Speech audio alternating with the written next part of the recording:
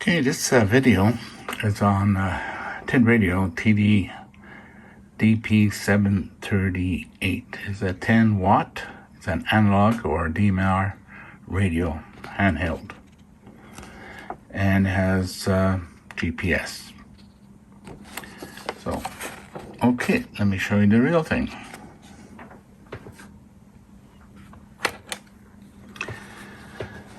I grabbed two. Initially, when I compare it, let's compare this to this reach on over to the H8 third generation. Okay. Physically, it seems to be very close. I didn't bother with the clip. Very close. The H8 third gen, in my hand, it feels a little bit heavier, but it could be an illusion. They're very close in weight, but it just feels. Then again, I got the clip on, so that could be doing it. It's close. Okay. A couple of things.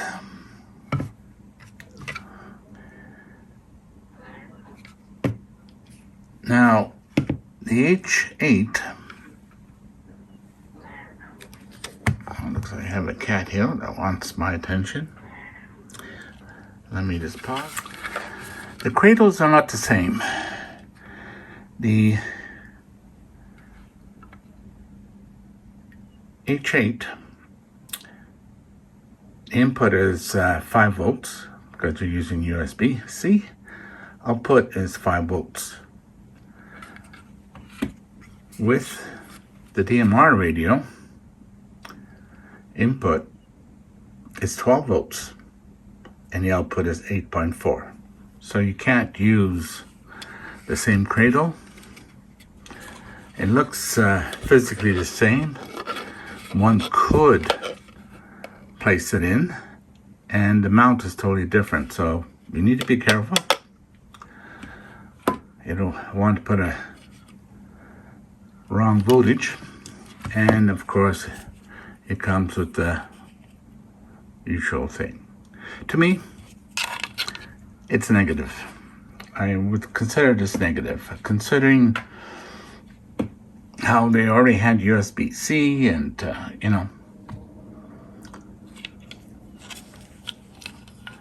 whoever decided to go this way is in the dark ages. At least that's the way I feel about it. It just complicates things, more different things. I mean, even, I can understand the cradle if it had to be different, but the cradle is the same size. So, anyways, that's but the main negative thing that I would consider. It's dual band, very much the same as the H8 Gen 3. Weight-wise, feels the same. You would need to program. There's only one software currently available to program this, and you need to do it on Windows. In my case, it's Windows 10. And I did play with it, program it. Generally speaking, it works. There's a bit of a couple of quirks, but I managed to do it. Once you understand where those quirks are, you can kind of bypass it.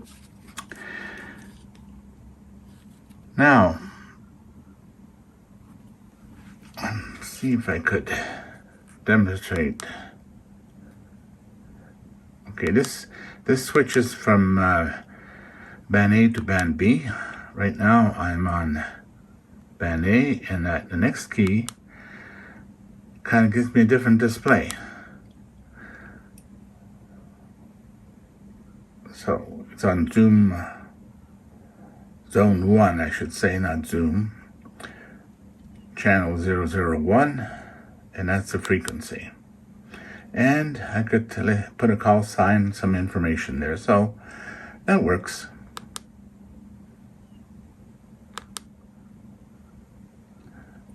And then if I go to B, that works too. Let me test. VA6ALY. Now, I'm going to turn down one of the volumes and turn up the other one. Let's try this again. VA6ALY. Oh, I got wondering where that other one was coming from. I have both of them on. Okay. How it goes? 1, 2. Let's see. Test. Oops. Testing. 1, 2, 3. 1, 2, 3. Test. 1, 2, 3. So there you go. Get a bit of feedback. And then when I switch to the other band, testing. 1, 2. There we go. With DMR, of course, you have a whole system, something like D-Star. I am registered on DMR, but I have not yet programmed any of the channels. I basically only programmed manually 20 channels. There's no export as a CSV file. It has its own proprietary file, so that's going to be a nuisance. It might be a little bit too early for me to judge on that. But audio-wise, capabilities, it has a lot. It has a GPS, which I right now haven't tested it. I have it turned on, but I guess I'm not sure how. I have to probably take it outside. However, my other radios, I can do it on the inside, so I don't know why this is not reading on the inside. It could be the antenna of the GPS. It may not be as good as the ICOM stuff, but we'll see. This is only a preliminary. I'm just getting to know it. I can, let's see, I can switch channels. Let me just put a different in. There you go. So you can see what I'm doing here. So simplex, oops, and some repeaters.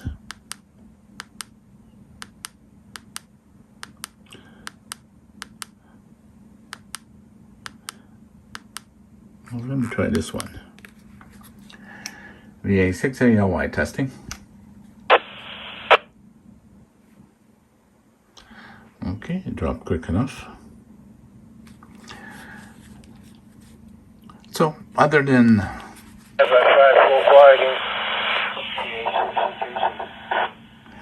oh, thanks for the feedback. Yeah, we're just doing a quick video there, testing a DMR radio, but using analog. Thanks for the feedback, VA6ALY.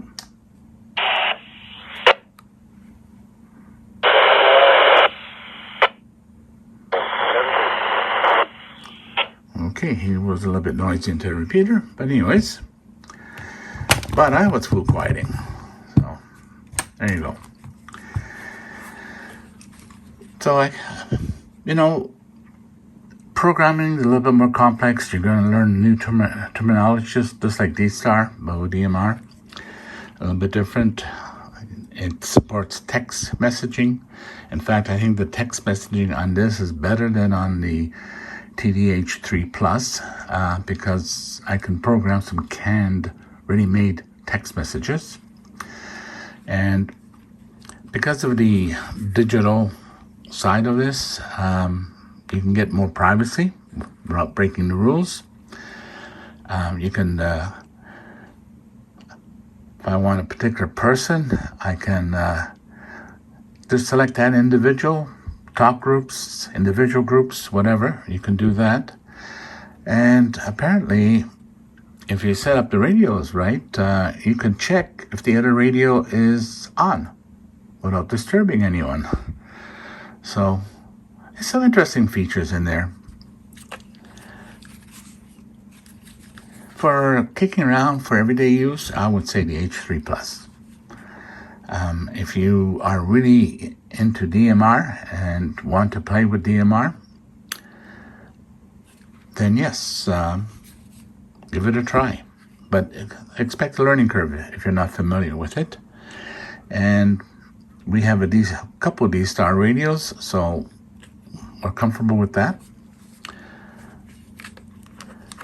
The advantage of, which I'm going to program eventually, is set up a digital frequency on a simplex, and I'm going to test to see just how further I can speak with a weaker signal. Generally speaking, it would be better and quieter. So, but until I test it. So this is the intro. There'll be lots more. I'm going to be dealing with this, especially on the programming side.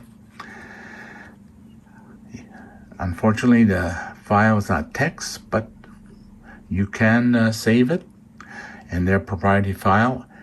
And you can also use the program to clone if you have more than one radio. So it works. I can show you quickly how that software looks like. Let me just pause here. Using my 2014 MacBook Pro with Sequoia as the Mac OS, and using Boot Camp with Windows 10. Okay, hold on. Oops, incorrect password. Okay. I guess I can't type blindly. Okay. Let's try this again. There you go. And let me grab my mouse here so I can move around.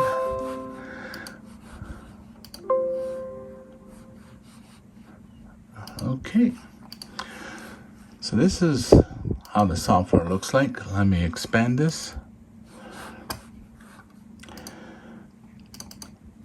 This is the radio setting. It's funny, it says 730, but back when the radio says 738. And you can see the frequency range is 400 to 480, and on VHF it's 134 to 176. So it's basically ham radio. Settings. And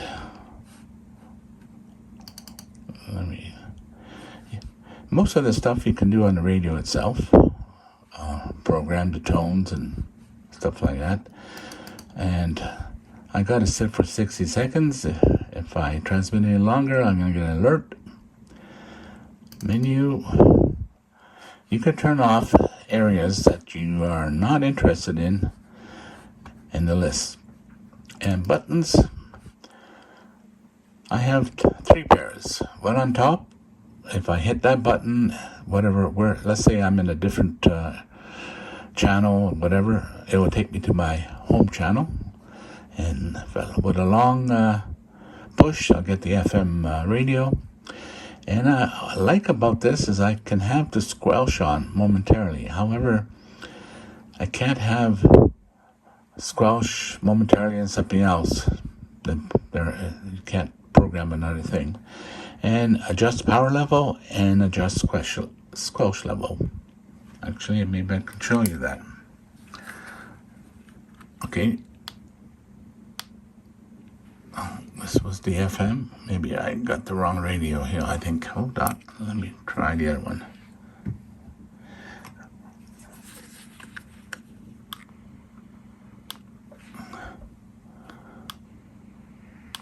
Oops. There you go. Gotta get there. Momentary squelch. When you're working a repeater and maybe the person is a little bit on the weak side, you can monitor his input. And low power. High power, so I can switch. And then okay, looks like the squelch, I gotta hold it. Okay. I gotta hold it 2 seconds. Yes, you can even set up the long press duration, which is showing up right here on the screen. So, It has a lot of features that I like, which would be nice on the H3 and H8. And this is basically how the window looks for programming. DMR services, I have not really played with it too much yet. You call it lone worker. It's something like going into single band mode. And apparently, if there's no activity by a person, you'll get an alarm. I guess it'll be good in some sort of emergency situation, I imagine. So, there you go. I think I might like it. It would be nice. With, oh, the battery. Yeah, the battery is the same. It's 2500, I believe. Yeah, it's the same. Let's take a look. I'll just turn this off.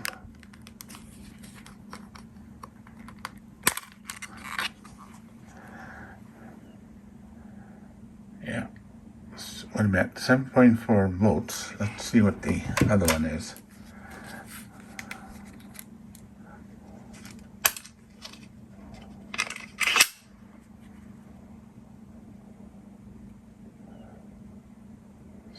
Yeah, 7.4 volts.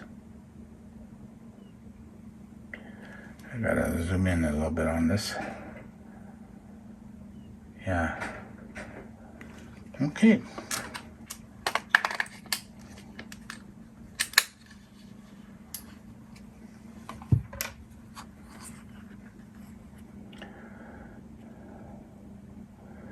And it does say 738.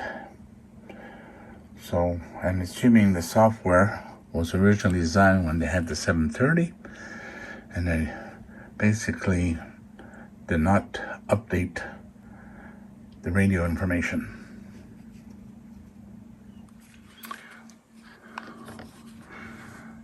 Let me power it on. Okay, that power on beep and power off beep can be turned off and on.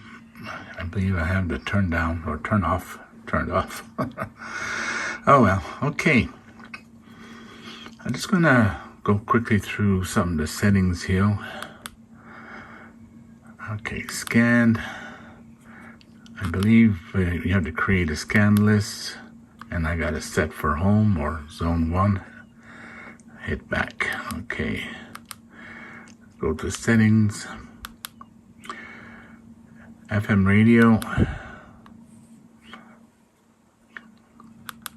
Your destination for curated hits. I got it programmed already.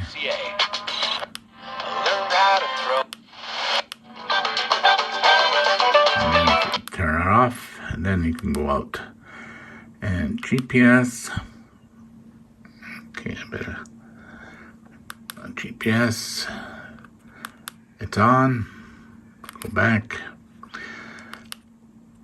Local info still not showing up. I'm assuming it's probably an issue being indoors. However, my ICOM has no problems. Okay, and report switch. What is that? Let's see what that is all about. It's on, whatever it is. Position list. I'm assuming no records. I guess I had some contacts. And radio set. Sound.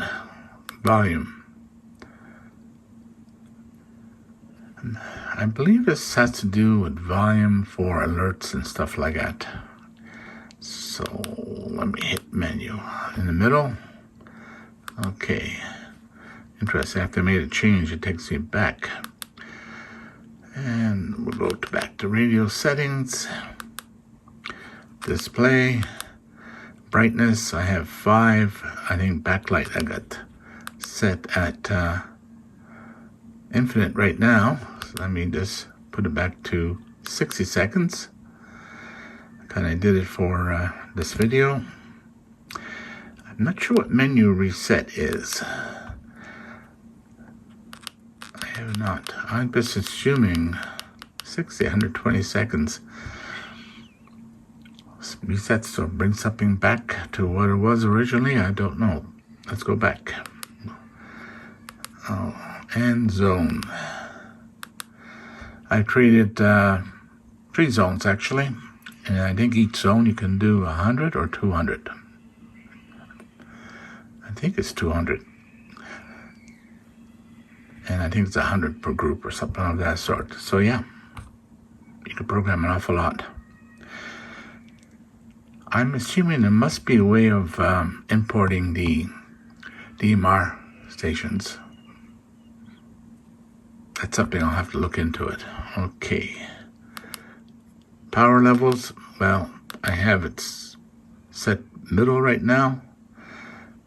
Maybe by default I should set it for high. There we go. And I can use my quick keys there to change it. And squelch level, I'm not in a noisy environment for this radio, so we'll leave it at that. Language, English, key lock, I believe I have it on. Yeah, so it will lock after a period of time. And this is just a keypad, and I believe lock mode locks everything, the tuning and all that stuff, not just the keypad. I believe that's the way that one works. Box I don't use. Mic gain, I have in the middle. I turned it up to high, and it seems to be still clean. Frequency steps.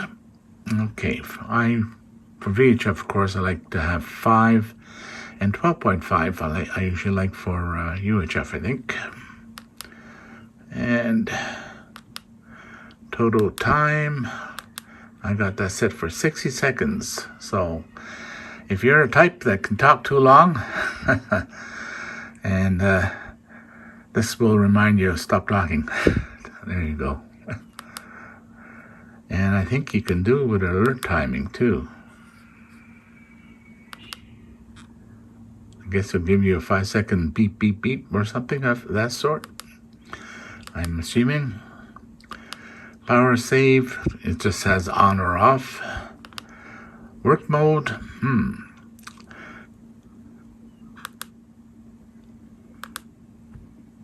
If I turn it off, I'm going to lose dual receive, I believe. I get the impression it's a scenario where you need to monitor another person that's on the radio because of some safety issue or whatever. And if he doesn't respond back within a certain period of time, you'll get an alarm. So I'm assuming that means you're going to do some extra action. That's what I get the impression. But like I said, this is new. And we'll find out how my conclusions are, how accurate they are. Okay, I believe that was it. There was nothing else. Yeah, work mode was the last. Let's go back. Program. Okay, edit channel. I could, let's see what the channel list is. Okay, I can go through and edit these channels, right? And including the VFO, and I could add a new one, which is nice.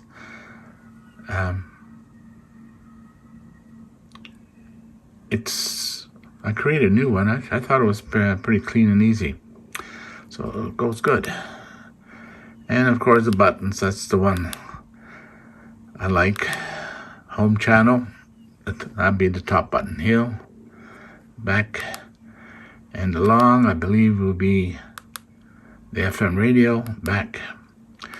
And the skip short, the SK1 and SK short and long will be squelched on momentarily, and apparently I can't select nothing on the other one. So, and SK2, which will be the bottom one here, I have adjust power, exit, and menu adjust squelch, which is pretty quick. I was impressed. And radio ID.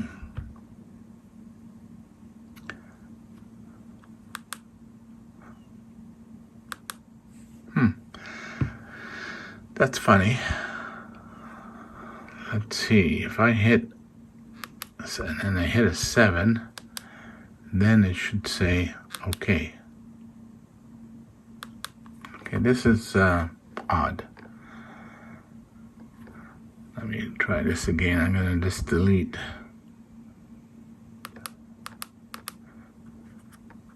297. No change. That's weird. I think something's wrong there. I'll just turn it off.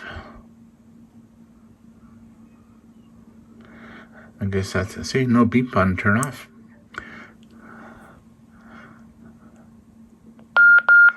So, the setting for ID,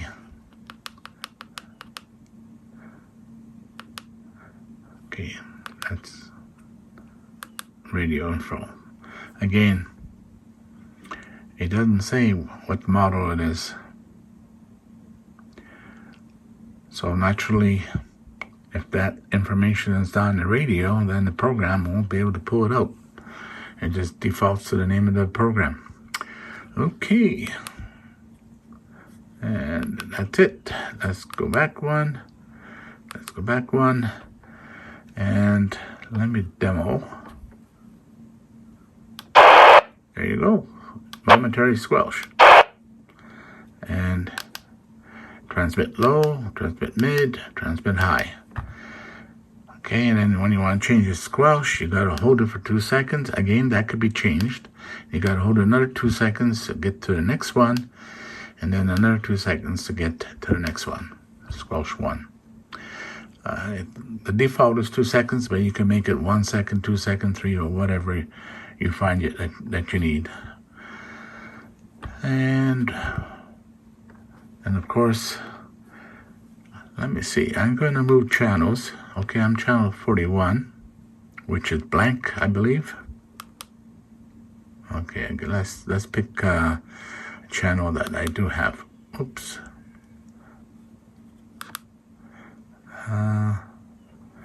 Okay, I guess. Okay, there you go. I'm just going to hit short on top. There you go. Brings me right back. And then if I hold it long enough, I'll get the FM. And then you can turn. It doesn't put it on the speaker right away. You gotta turn it on. There you go. So you got 3 programs. You push to talk. You do have the mic input. No USB charging. Nope, don't see no USB charging on this. That's another thing. Yeah, you can't have USB because it wants 12 volts, 8.2 or something like that. It doesn't have the 5. So, what else? That's about it. Volume, antenna. I think it pretty well covers it. Yeah. How could they improve on this? Well, menu, pretty good. Software, pretty good. It's just you need a software option not only just on Windows 10, but on the Mac. That would help. And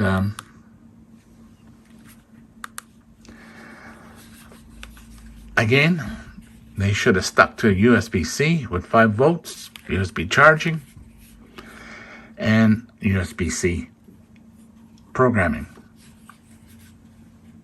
They should have stuck to the design of the H8. But, oh yes, in this little tab here, I noticed if you try to push it in, it won't work. You kind of have to tip it in a little bit. Whoops. Tip in it. I had no problem doing it earlier. There we go. Then it goes in. Oops. Well, let me know what you think.